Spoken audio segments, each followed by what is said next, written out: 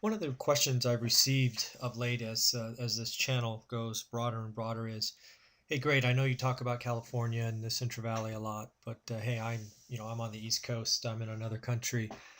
Help me understand what I should be doing, or if you were going to come to my market, what would you start to research?" So I'm going to take a chance to put together a few slides and really talk about what I would be looking for, at least as I start my research.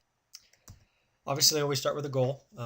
First and foremost, I wanted to create this video really under the lens of not my market, right? What would I do if I landed in a new market today and wanted to start investing there? So that was the lens I put on this particular session. So we're going to talk about a bunch of facts and data that I would try to capture. A lot of it would be very likely Google searches and looking through local papers and talking to local folks. But a lot of it would be able to be collected right from your computer and then validated with in the field market research, meaning driving around and seeing what's going on. And then lastly, understand what I'm trying to do is get a picture on the market today.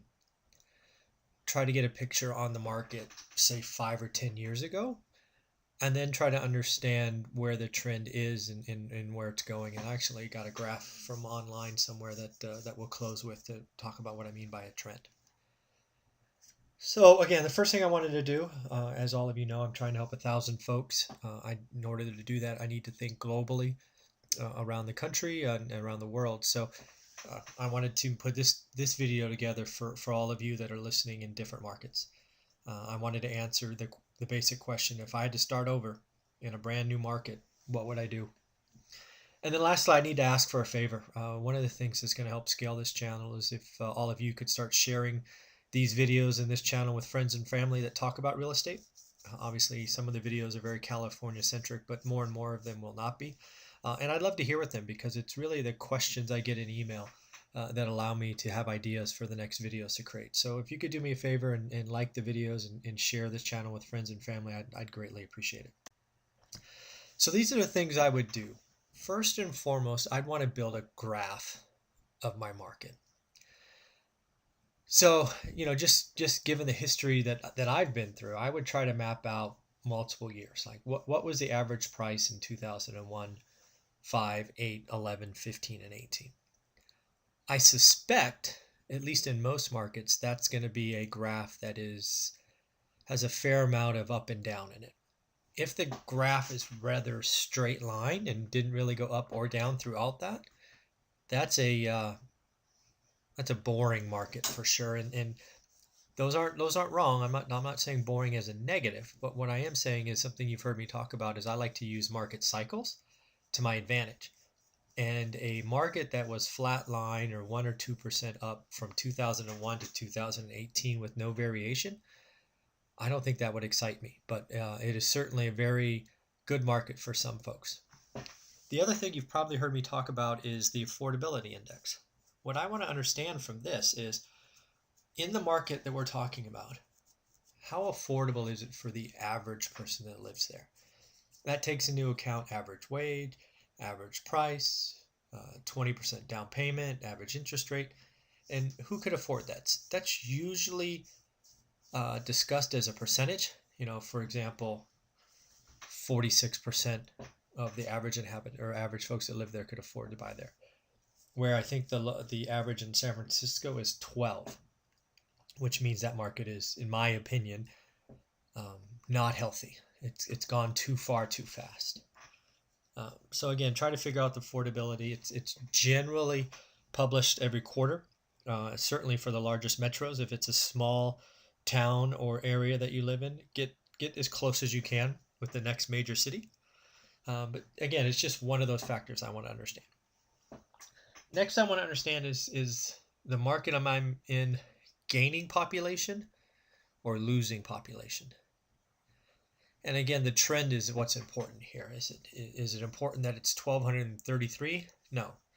It's important to understand, is it positive, negative? Is it increasing, decreasing, right? Just because you had a uptick last year, but the 5 years before that were negative, well, you better pay attention to next year, right? So none of these things I'm talking about are about any specific number. It's always about the pulse and what's really going on in the market I'm trying to figure out. Next, jobs and wages, right? So first, what's the average unemployment rate? And again, get that over historic terms. I'm guessing it was higher in '08 than it is today, for example, but figure that out. And then figure out wages, right? Um, what's the average wage? What's the average household income is what you might be able to type in, right? What's the average household income for Nashville? Figure it out and try to figure that out over history.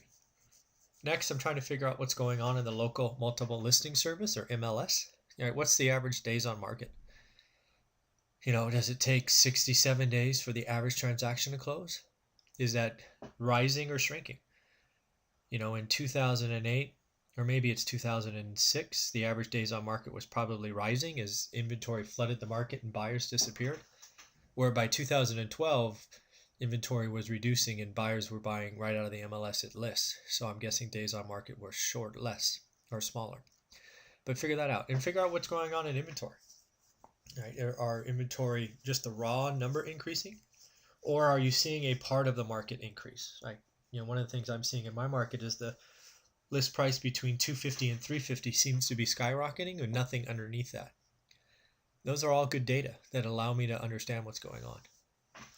Then I want to understand who the biggest employers are. Right? One of the things that I read about early on was when Southern California had a crash. I think it was the 80s crash. It's when the government, who was the largest employer, pulled up stakes and closed bases.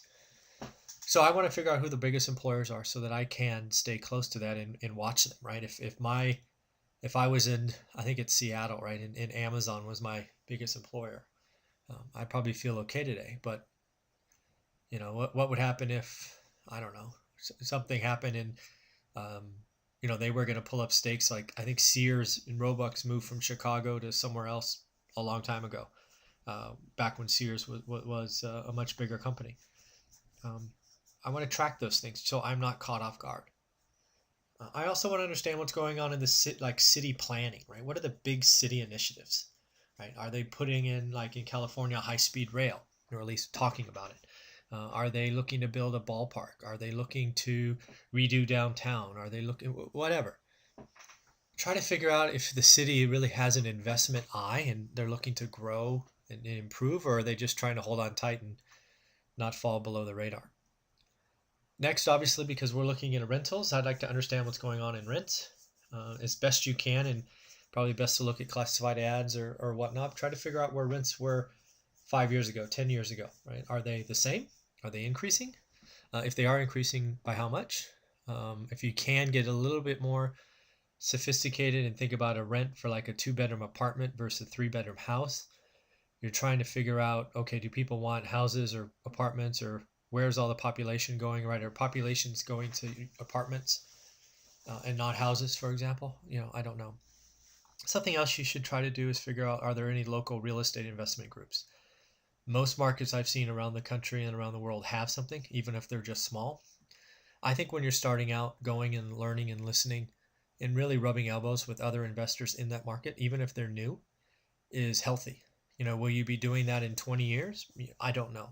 But it is certainly something I would do if I was going to go to a new market, right? If I was going to go to Nashville, just to use a city that I picked earlier, I would try to find the local, if not, they may even have multiple Nashville real estate investment groups, and I'd go sit in and just listen and introduce myself to the 20, 50, 100 people that are there. And the last thing I'd try to figure out, when was the last time it was a buyer's or a seller's market? Again, I want to understand when I can say, hey, 2001, or maybe let's say it was 2009, was a buyer's market. I'd want to look at all my stats around that. And then, okay, 2018 is a seller's market. And oh, by the way, 2005 was also a seller's market.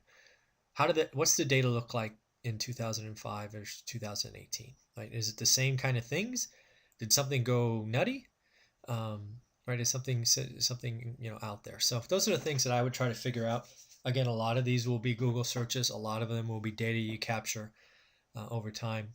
But again, it's you're trying to get a picture of your market, and call it a heartbeat, call it whatever you like, but it's valuable data that I'd want to understand. So this is a thing I want you to understand. Now this is just a chart I took offline or off the internet somewhere. And it's just a curve, starts on the left and goes up, goes all the way down, and back to where we are. And that's, to me, this just highlights a real estate cycle. I would not get overly focused on the peaks and the troughs. I would say almost no markets sort of are this, right? They could be extended out, meaning the peak is smaller and the collapse is shallower. But that's the idea, right? I believe all real estate markets, or at least most, go through some kind of cycle. And if we could take advantage of the rise and then use things like the affordability index or something to sort of indicate, hey, we're getting near a peak, let's evaluate our inventory and maybe 1031 like we did, that's a good thing. And then as the market turns, hitting a pause button and waiting to some point to go, okay, let's dive in and buy as much as we can. And, oh, by the way, when it turns, life is really good. So I really feel that was a cycle that we rode for 15 years. And you look forward to riding it again in the next 15 or 20 years. But these are things that I think you need to watch for and really understand where your market falls in this particular graph. So with that, I do have a request. Just go ahead and like this video if you thought this was helpful. And more importantly, do me a favor and start sharing this channel and these videos with friends via Facebook, Twitter, LinkedIn, whatever works for you, as I'm trying to help 1,000 people, and we need to get more and more people involved. Have a great day.